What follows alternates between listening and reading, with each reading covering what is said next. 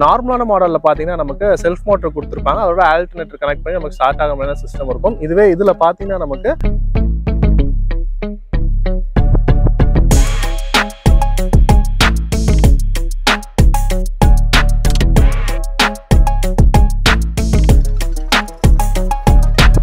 இந்த hybrid system பொறுத்த வரைக்கும் இல்ல பேட்டரியில் ரன் ஆகுதா அப்படின்னு கேட்டீங்கன்னா இது அந்த மாதிரிலாம் கிடையாதுங்க. ஹைபிரிட்டை பொறுத்த வரைக்கும் நிறைய மாடல் இருக்கு.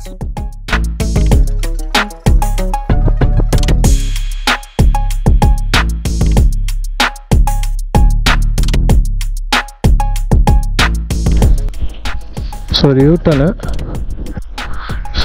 டர்னிங் பார்த்தீங்கன்னா ஈஸியாக எடுக்க முடியுது, நல்லா தான் இருக்குது, கை கறக்கமாக இருக்குது. ஸோ ஈஸியாக கத்தடிச்சு ஓட்டலாம் முடியுது, நல்லா இருக்குது. அண்ட் இதில் பார்த்தீங்கன்னா 5 ஸ்பீட் மேனுவல் டிரான்ஸ்மிஷன் தான் இது, 1 டவுன் அண்ட் 4 அப்பு.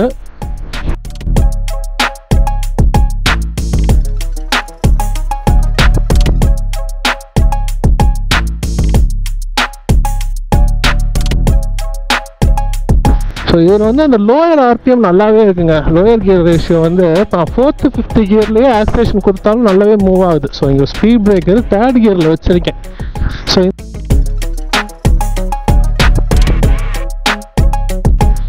இப்போ நியூட்ரல் போட்டுட்டேன், ஐடில் ஸ்டார்ட் ஆஃப் ஆனில் இருக்குது, வண்டி நின்றுச்சு. ஸோ ரன்னிங்கில் வந்து நீங்கள் நியூட்ரல் போட்டு ஆக்சிலேட்டர் எடுத்தோடனே வண்டி நின்றுதுங்க. திரும்ப நீங்கள்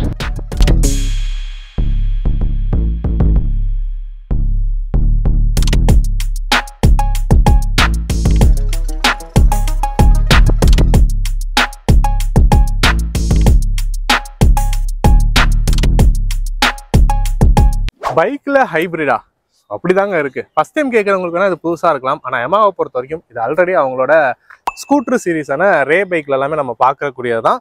இப்போ அதை அவங்க ஃபர்ஸ்ட் டைமாக அவங்களோட கியர் பைக்குக்கான ஒரு மாடல் நமக்கு கொடுத்துருக்காங்க. ஸோ இதில் அந்த ஹைப்ரிட் எப்படிலாம் இருக்குது, என்ன மாதிரியான ஹைப்ரிட் சிஸ்டம் இதில் யூஸ் பண்ணியிருக்காங்க அப்படிலாம் நம்ம பார்க்க போகிறோம். ஏன்னா நமக்கு தெரிஞ்ச ஹைப்ரிட் அப்படின்னா கம்ப்ளீட்டாக பேட்டரியில் ஓடுறோன்னு நினச்சிட்டு இருப்போம். அப்படி கிடையாது, ஹைப்ரிட்லேயே நிறைய விஷயங்கள் இருக்குது.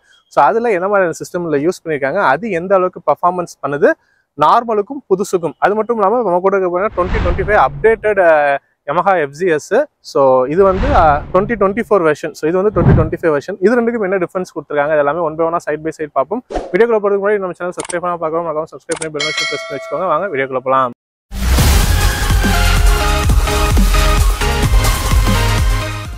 இன்னைக்கு நமக்கு வெஹிக்கிள் ப்ரொவைட் பண்ணிருக்க பார்த்தீங்கன்னா திருச்சியில் இருக்கக்கூடிய ஃபீனிக்ஸ் மோட்டார் யமஹா ஷோரூம் தாங்க. ஸோ இவங்களுக்கு பார்த்தீங்கன்னா திருச்சி, திருவானைக்காவல், திருவரம்பூர், அது மட்டும் இல்லாமல் லால்குடி, துறையூர் சொல்லிட்டு இன்னும் 4 ஷோரூம் இருக்கு. யமஹா வெஹிக்கிள்ஸ் வாங்கணும் விருப்பப்படுறாங்க. டெஸ்ட் அண்ட் புக்கிங்ஸ் உங்களோட கான்டாக்ட் டீட்டெயில்ஸ் ஸ்க்ரீன்லையும் டிஸ்கிரிப்ஷன்லையும் கொடுத்துருக்கேன். திருச்சி அண்ட் சரௌண்டிங்ஸ் இருக்காங்க, மறக்காம செக் பண்ணி பாருங்க. ஸோ யமஹாவோட FZS பொறுத்த வரைக்கும் பார்த்தீங்கன்னா கரண்டாக நமக்கு 3 மாடல்ஸ் அவைலபிளாக இருக்குங்க. ஒன்று வந்து FZS version 3 and FZS version 4. அது மட்டும் இல்லாமல் அதிலே இந்த வருஷம் வந்தக்கூடிய ஹைப்ரிட் மாடல்ஸ் இந்த மாதிரி நமக்கு 3 தான் வந்திருக்கு. அண்ட் FZ வெர்ஷன் 4லேயே பார்த்தீங்கன்னா 2025 அப்டேட்ஸ் கொடுத்துருக்காங்க. ஸோ இது வந்து 2024 மாடல். ஸோ 2025 என்ன மாதிரி அப்டேட்ஸ் வந்திருக்குங்கிறத இப்போ நம்ம பார்க்கலாம். ஸோ டிசைனிங் எலமெண்ட்ஸ் வைஸ் பார்த்தீங்கன்னா 2024க்கும் இந்த 2025க்கும் சேமாக தான் நம்ம கொடுத்துருக்காங்க. ஹெட்லாம்ப்ஸ் எல்லாமே நமக்கு LED யூனிட்ல சேமாக தான் இருக்கு. ஹெட்லாம்ப்ஸ் அண்ட் DRLஸ்லாம் அதே மாதிரி தான் வருது. இண்டிகேட்டர் வந்து இந்த நியூ மாடல் 2025 வெர்ஷன்ல நமக்கு இல்லை. அது எங்கன்னு பார்த்தீங்கன்னா நமக்கு இன்டகிரேட்டட் LED டேன் இண்டிகேட்டர்ஸாக நமக்கு கொடுத்துருக்காங்க. ஸோ பழசுல வந்துட்டு இந்த டிசைனிங் பேட்டர்ல சென்ட்ரா குரோம் லைன் வந்து பார்த்தீங்களா, இந்த இடத்துலயே இண்டிகேட்டர் வர மாதிரி இந்த 2025 அப்கிரேட்ல நமக்கு பண்ணியிருக்காங்க. மற்றபடி பாடி எல்லாமே நமக்கு ஃபைபர் பாடி தான். சைலன்ஸ் எல்லாமே ஒரு டினி டிசைனா அழகாவே கொடுத்துருக்காங்க. கலர் ஆப்ஷன்ஸ் எல்லாமே நமக்கு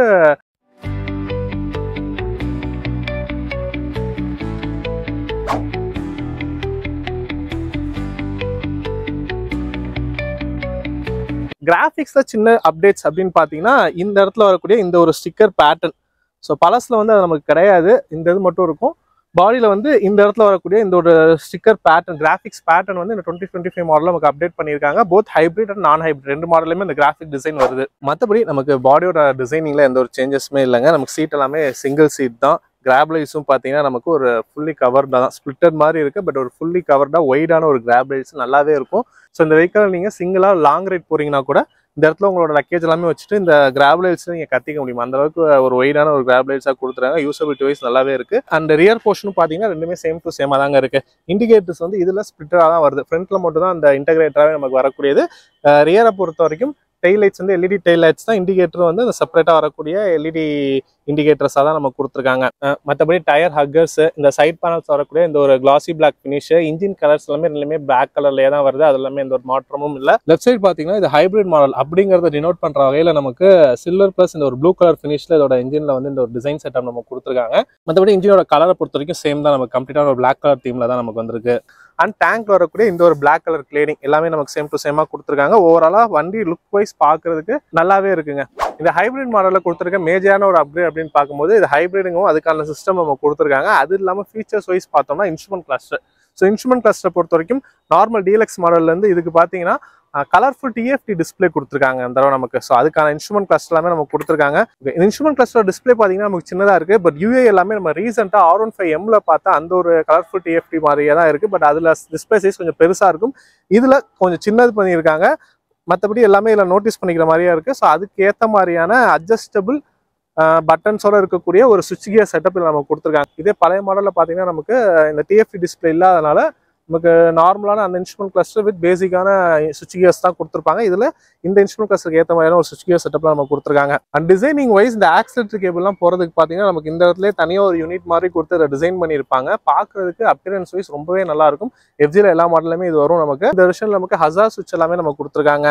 அது மட்டும் இல்லாமல் இன்ஜின் ஐடல் ஸ்டார்ட் ஸ்டாப் ஃபங்க்ஷனுமே இப்போ நம்ம கொடுத்துருக்காங்க. ஸோ ஹைப்ரிடை பொறுத்த வரைக்கும் பார்த்தீங்கன்னா நமக்கு 2 கலர் ஆப்ஷன்ஸில் வருதுங்க. ஸோ நம்ம கூட இருக்கக்கூடிய இந்த ரேசிங் ப்ளூ எடிஷன், இது மட்டும் இல்லாமல் ஒரு மெட்டலிக் கிரே அப்படின்னு சொல்லிட்டு ஒரு மாடல் வருது. மெட்டலிக் கிரே நீங்கள் போறீங்க அப்படிங்கும்போது இந்த எஃப்ஜிஎஸ்ங்கிற பேஜிங் எல்லாமே உங்களுக்கு பியானோ பிளாக் ஃபினிஷில் கொடுத்துருப்பாங்க. ஆக்சுவலாக அது இதில் இந்த வெஹிக்கிள் நீங்கள் பார்க்கலாம். பட் நல்லாவே ஒரு ஷைனிங் பியானோ பிளாக் ஃபினிஷ் நமக்கு இருந்துச்சு. நான் ஷோரூமில் அது பார்த்தேன். ஒரு மாண்டேஜ் எல்லாமே நான் உங்களுக்கு ஆட் பண்ணுறேன் பாருங்க. ஸோ இந்த நார்மல் சில்வரை விட அந்த பிளாக் கலரில் கொடுக்குறது இன்னுமே அட்ராக்டிவாக இருக்குது. FGS hybrid. ஸோ இதில் என்ன மாதிரியான ஹைப்ரிட் சிஸ்டம் யூஸ் பண்ணியிருக்காங்கன்னு பார்க்கறதுக்கு முன்னாடி இதோட இன்ஜின் ஸ்பெக்கை பார்த்துருவோம். இன்ஜினை பொறுத்த வரைக்கும் 149 சிசி கொடுத்துருக்காங்க. மேக்ஸிமமாக 12.2 ஹார்ஸ் பவரும் 13.3 Nm ஆஃப் டார்க்கும் ப்ரொடியூஸ் பண்ணுற வகையில் இருக்கும். ஸோ இந்த இன்ஜினோட சேர்ந்து பேர் பண்ணி ஒர்க் ஆகிற மாதிரியான ஒரு ஹைப்ரிட் சிஸ்டம் தான் இதில் நம்ம கொடுத்துருக்காங்க. நார்மலான மாடலில் பார்த்தீங்கன்னா நமக்கு செல்ஃப் மோட்டர் கொடுத்துருப்பாங்க. அதோட ஆல்டர்னேட்டர் கனெக்ட் பண்ணி நமக்கு ஸ்டார்ட் ஆகிற மாதிரியான சிஸ்டம் இருக்கும். இதில் பார்த்தீங்கன்னா நமக்கு ஒரு காயில் கொடுத்துருக்காங்க, ஸ்மார்ட் மோட்டார் ஜென்ரேட்டர் அப்படின்னு சொல்லிட்டு. ஸோ நம்ம இன்ஜினை ஸ்டார்ட் பண்ணும்போது அது மூலியமாக நமக்கு சேர்ந்து ரன் ஆகிற மாதிரியான ஒரு விஷயம் கொடுத்துருக்காங்க. இதனால என்ன அப்படின்னு பார்த்தீங்கன்னா ஒரு இனிஷியலில் டார்க்லேயுமே நம்ம ஸ்லைட்டாக டிஃப்ரென்ஸ் பார்க்க முடியுதுங்க. ஸோ அது வந்து 2 வெஹிக்கிளையும் நான் சைட் பை சைடு ஓட்டி பார்த்தேன். அப்போ நல்லாவே டிஃப்ரென்ஸ் என்னால் உணர முடிஞ்சிச்சு. ஸோ இனிஷியல் டார்க் நமக்கு நார்மலாக கம்பேர் பண்ணும்போது இதில் இன்னுமே கொஞ்சம் பெட்டராக இருக்குன்னு சொல்லுவேன். ஸோ அதெல்லாமே பார்த்தீங்கன்னா நம்ம தொடர்ந்து டிரைவர் ரிவ்யூவில் பார்ப்போம். ஸோ இந்த ஹைப்ரிட் சிஸ்டம் பொறுத்த வரைக்கும் இல்லை பேட்டரியில் ரன் ஆகுதா அப்படின்னு கேட்டிங்கன்னா இது அந்த மாதிரிலாம் கிடையாதுங்க. ஹைப்ரிடை பொறுத்த வரைக்கும் நமக்கு நிறைய மாடல் இருக்குது. Smart hybrid, mild hybrid, full hybrid, plugin hybrid, இந்த மாதிரி நிறைய விஷயங்கள் இருக்குது. ஸோ இதில் யூஸ் பண்ணியிருக்கிறது வந்துட்டு நமக்கு மைல்டு ஹைப்ரிடை விட கம்மின்னு சொல்லலாம். ஒரு மைக்ரோ ஹைப்ரிட் அந்த மாதிரி சொல்லலாம். ஸோ எமாவோட ஸ்கூட்டர் சீரிஸ் ரேஸ் ZR எல்லாமே யூஸ் பண்ண அந்த ஒரு ஹைப்ரிட் சிஸ்டம் தான் இதில் நமக்கு அப்படியே கொடுத்துருக்காங்க. ஸோ அந்த ஸ்மார்ட் மோட்டர் ஜென்ரேட்டர் யூஸ் பண்ணி ஸ்டார்ட் ஆகி ரன் ஆகுறது தான். இதனால அவங்களுக்கு அந்த இனிஷியல் டார்க் நமக்கு நல்லாவே டிஃப்ரென்ஸ் தெரியுது ரன்னிங்கில். அது மட்டும் இல்லாமல் பெர்ஃபார்மன்ஸ் வைஸ் கொஞ்சம் பெட்டராக இருக்கனால மைலேஜுமே இன்க்ரீஸ் ஆகும். நிறைய விஷயங்கள் நமக்கு சொல்லிட்டு இருக்காங்க. இந்த 2025 அப்டேட்டில் நமக்கு DLX மாடலில் என்னெல்லாம் அப்டேட்ஸ் கொடுத்துருக்காங்க அண்ட் இந்த ஹைப்ரிட்ல என்ன மாதிரி விஷயங்கள்லாம் வந்திருக்குன்னு சொல்லாமல் நம்ம பார்த்துருந்தோம். அடுத்து இருக்கக்கூடிய ஜென்ரலான விஷயங்கள் அப்படின்னு பார்க்கும்போது லைட்டிங் செட்டப்பை பொறுத்த வரைக்கும் ஃப்ரண்ட்ல எல்இடி ஹெட்லாம்ப்ஸ் தான். ரியல்லுமே எல்இடி டெயில் லைட்ஸ் தான். இண்டிகேட்டர்ஸ் எல்லாமே நமக்கு சேஞ்ச் பண்ணியிருக்காங்க. நான் ஸ்டார்டிங்லேயே சொல்லியிருந்தேன். ஃப்ரண்ட்ல இன்டிகிரேட்டராக வந்துருக்கு, ரியரில் வந்து செப்பரேட்டராக கொடுத்துருக்காங்க.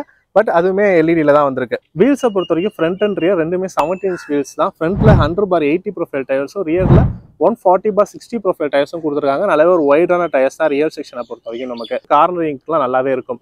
அதுக்கு பேர் பண்ணுற வகையில் பிரேக்கிங்குமே நமக்கு இருக்கு. ஸோ பிரேக்கை பொறுத்த வரைக்கும் ஃப்ரண்ட் அண்ட் ரியர் ரெண்டுமே டிஸ்க் தான். ஃப்ரண்ட்ல வந்து 282 mm, ரியரில் வந்து 220 mm டிஸ்கும் கொடுத்துருக்காங்க.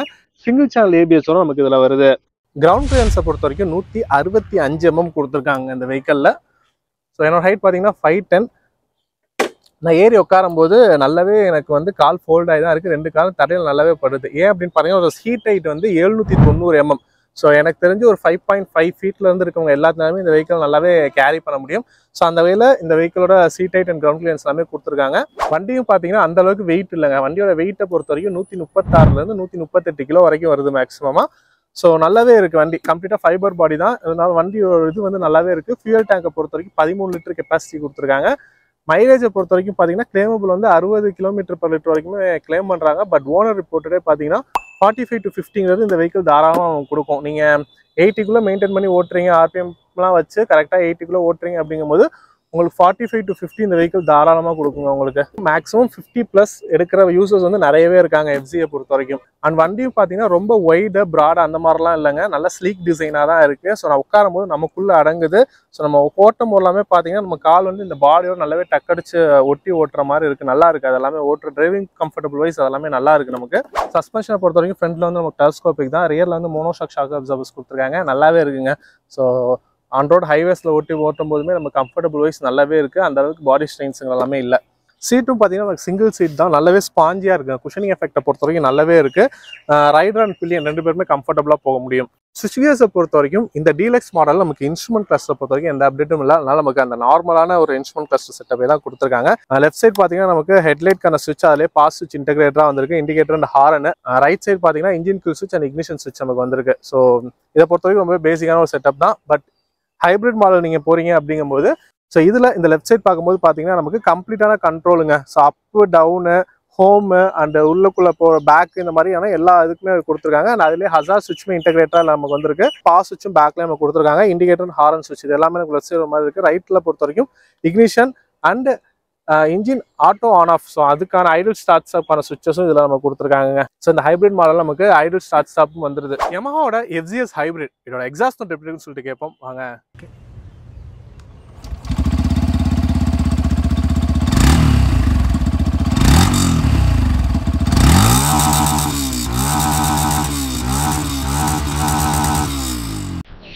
ஸோ FZS ஹைப்ரிட் 2025 மாடலை டெஸ்ட் ட்ரைவ் பண்ணி பார்க்க போகிறோம். ஸோ இந்த வெஹிக்கில் பார்த்தீங்கன்னா நமக்கு ஐடல் ஸ்டார்ட் ஸ்டாப் ஸ்விட்ச் கொடுத்துருக்காங்க. ஸோ அதை ஆன் பண்ணிட்டேன், இக்னிஷன் ஆன் பண்ணியாச்சு, இண்டிகேட்டர் போட்டுட்டு ஸோ நம்ம பார்த்துட்டு ஏறுவோம்.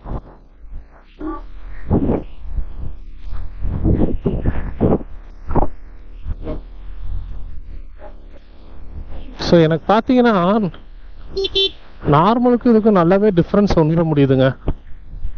ஸோ இந்த மாதிரி ஒரு இதில் வந்துட்டு நான் ஆக்சிலரேஷன் கொடுக்குறேங்கும் போது அந்த ஒரு கிராஜுவல் இன்க்ரீஸுங்கிறது இல்லை, ஒரு சடன் பிக்கப் எடுக்க முடியுது.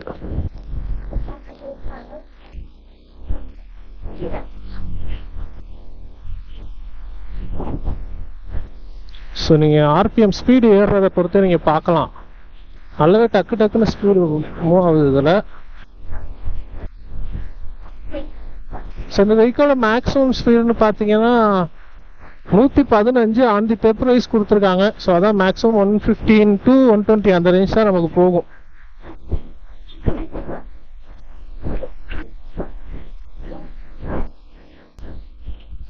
ஸோ யூட்டனு ஸோ டேர்னிங் பார்த்தீங்கன்னா ஈஸியாக எடுக்க முடியுது, நல்லா தான் இருக்குது, கை கறக்கமாக இருக்குது. ஸோ ஈஸியாக கட்டடிச்சு ஓட்டலாம் முடியுது, நல்லா இருக்குது.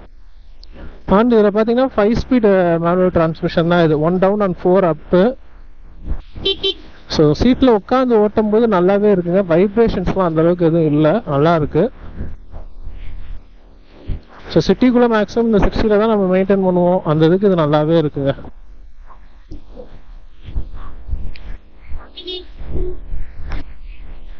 இங்கே ஒரு கட்டு வரும், இல்லை போயிடலாம்.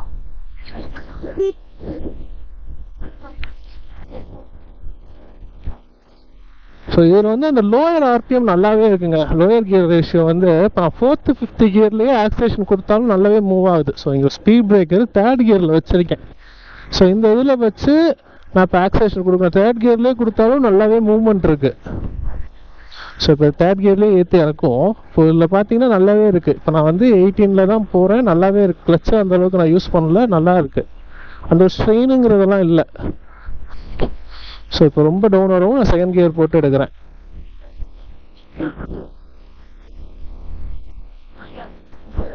ஸோ அந்த லோயர் கியர் ரேஷியோ இதில் நல்லாவே இருக்குது.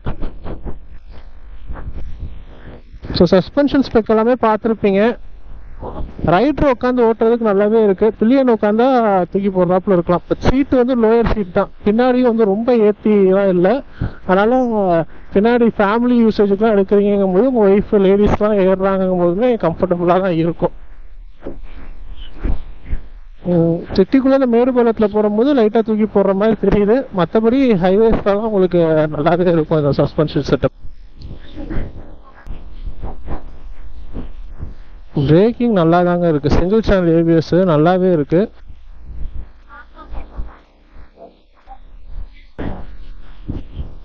ஸோ இந்த வெஹிக்கிளை பொறுத்த வரைக்கும் நான் சொல்லியிருப்பேன், இதில் வந்துட்டு டிஎஃப் இன்ஸ்ட்ருமெண்ட் கிளஸ்டர் கொடுத்துருக்காங்க அப்டேட்டில், ஹைப்ரிட் மாடலில் மட்டும் நமக்கு. ஸோ அதில் வந்துட்டு 2 தீம் வந்து நம்மளால் சேஞ்ச் பண்ணிக்க முடியும்.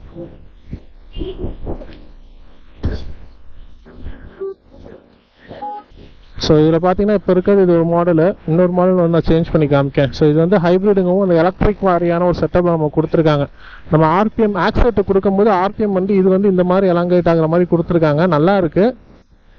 அண்ட் இங்கே வந்து கியர் இண்டிகேட்டர் இது எல்லாமே வருது. ட்ராக்ஷன் கண்ட்ரோல் ஆனில் இருக்குது. ஸோ அதனால் அதுக்கான நோட்டிஃபிகேஷன்ஸ்லாம் இங்கே நம்ம காமிக்குது.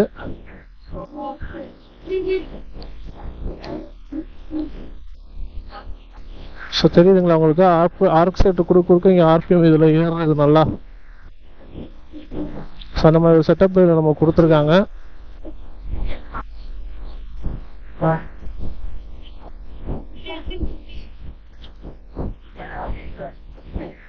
அண்ட் இந்த இதை வந்து இந்த யூசர் இன்டர்ஃபேஸ் நம்மளால் மாற்றிக்கவுமே முடியும். ஸோ அதுவுமே நான் காமிக்கிறேன் உங்களுக்கு.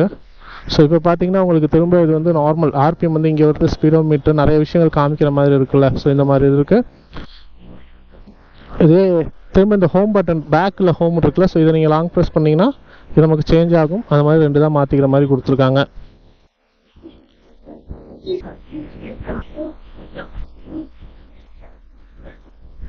ஸோ இப்போ நியூட்ரல் போட்டுட்டேன், ஐடியல் ஸ்டார்ட் ஆஃப் ஆனில் இருக்குது, வண்டி நின்றுச்சு. ஸோ ரன்னிங்கில் வந்து நீங்கள் நியூட்ரல் போட்டு ஆக்சிலேட்டர் எடுத்தோடனே வண்டி நின்றுதுங்க.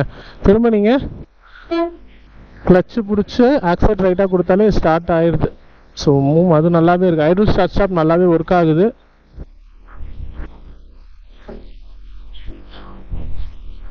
ஸோ சிட்டிக்குள்ளே இருந்தது நீங்கள் பார்க்கலாம், அந்த லோயர் ஆர்பிஎம்ல அந்த ஒரு தம்பு நமக்கு தெரியல, நல்லாவே இருக்குது.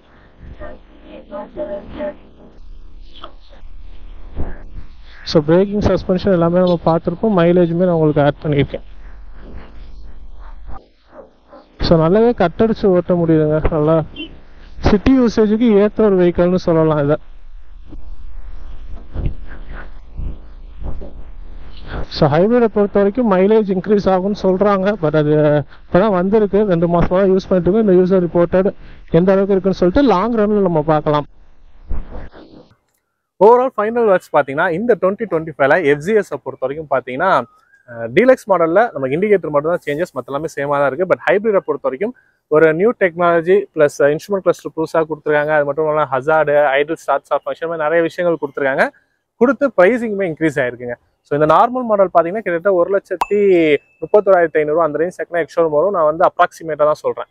ஸோ நமக்கு இந்த மாடல் ஹைப்ரிட் மாடல் பார்த்தீங்கன்னா 1,45,500 அந்த ரேஞ்ச் செகண்ட் வருது. கிட்டத்தட்ட ஒரு 14,000 தக்கன எக்ஸ்ஷோரூம் ரேட் வைஸே நமக்கு கூட வருது. திருச்சியில் இருக்கக்கூடிய ஃபீனிக்ஸ் ஸோ அவங்களோட கான்டாக்ட் டீடைல்ஸுமே நான் டிஸ்கிரிப்ஷனில் கொடுத்துருக்கேன், வேணும்னு செக் பண்ணி பாருங்கள். இந்த சம்மரில் நிறையவே ஆஃபர்ஸும் போயிட்டுருக்கு. அது மட்டும் இல்லாமல் நம்மளோட சப்ஸ்கிரைபர்ஸ்னு சொல்லிட்டு ஸ்பெஷல் டிஸ்கவுண்ட்ஸ் எல்லாமே கொடுப்பாங்க. ஸோ நீங்கள் நம்ம சேனல் பார்த்து வரீங்கன்னு சொல்லிட்டு சொல்லி பேசி பாருங்க. ஸோ ப்ரைஸிங்கை பொறுத்த வரைக்கும் இந்த மாற்றங்கள்லாம் தான் இருக்குது. அதுக்கேற்ற மாதிரி ஃபீச்சர் அப்கிரேட்மே இந்த ஹைப்ரிடை பொறுத்த வரைக்கும் நமக்கு கொடுத்துருக்காங்க. மைலேஜை பொறுத்த வரைக்கும் நான் வீடியோக்கு நடுவிலே சொல்லியிருக்கேன். ஸோ பார்க்காதவங்களுக்கு இப்போ திரும்ப மென்ஷன் பண்ணுறேன். யமஹாவை பொறுத்த வரைக்கும் பார்த்தீங்கன்னா 60 km/லிட்டர் வரைக்கும் கிளைம் பண்ணுறாங்க. பட் அஃபிஷியலாக ஓனர் ரிப்போர்ட்டட் ஆன் ரோட் பார்த்தீங்கன்னா 45 to 50 அப்படிங்கிறது மேஜரான யூசர்ஸ்க்கு வருது. சில பேர் 50+ எல்லாமே கூட எஃப்சியை பொறுத்த வரைக்கும் எடுக்கிறாங்க. ஸோ நீங்கள் வந்து ப்ராப்பரான ஆர்பிஎம்ல 80க்குள்ளே மெயின்டைன் பண்ணி ஓட்டுறீங்க அப்படிங்கும்போது உங்களுக்கு 50 எல்லாமே தாராளமாக இந்த வெஹிக்கிள் நம்ம கொடுக்கும். ஸோ மைலேஜை பொறுத்த வரைக்கும் இது ஒரு கிங்னு தான் நான் சொல்லுவேன். பர்ஃபார்மன்ஸை பொறுத்த வரைக்குமே இந்த 2025 ஹைப்ரிட் மாடலில் நல்லாவே டிஃப்ரென்ஸ் தெரியுதுங்க. நார்மல் டீலக்ஸ் மாடலுக்கும் ஹைப்ரிடுக்கும். ஸோ அந்த இனிஷியலில் இருக்கக்கூடிய டார்க்கில் எல்லாமே நமக்கு டிஃப்ரென்ஸ் நல்லாவே தெரியுது. நீங்கள் கியரை குறைச்சிட்டு ஸ்பீட் பிரேக்கில் ஏறி இறங்கிட்டு ஆக்சிலேட்டர் கொடுக்கும்போது எல்லாமே நல்லாவே அதை நம்மளால் ஃபீல் பண்ண முடியுது. இதுவே நார்மல் டீலக்ஸ் மாடல் பார்த்தீங்கன்னா ஒரு சின்ன தம்பு எடுத்து போகிற மாதிரி இருக்கும். இதுவே அதை பொறுத்த வரைக்கும் ஈஸியான ஒரு மூவ்மெண்ட்டாக இருக்குது நமக்கு. அது மட்டும் இல்லாமல் நீங்கள் டிராஃபிக்லாம் நிப்பாட்டி எடுக்கிறீங்க அப்படிங்கும் போலாமே அந்த ஒரு ஆக்சிலேஷன் கொடுத்தோன்னா அந்த இனிஷியல் டார்க் நல்லாவே தெரியுதுங்க. அந்த மூவ்மெண்ட் வந்து நல்லாவே ஃப்ரீ மூவ்மெண்ட்டாக இருக்குது நமக்கு. ஸோ தாங்க இந்த வீடியோ உங்களுக்கு பிடிச்சிருக்கும். நம்ம லைக் போட்டு உங்கள் ஃப்ரெண்ட்ஸ்க்கும் ஷேர் பண்ணுங்கள். இன்னொரு வீடியோ சந்திக்கிறேன். நன்றி.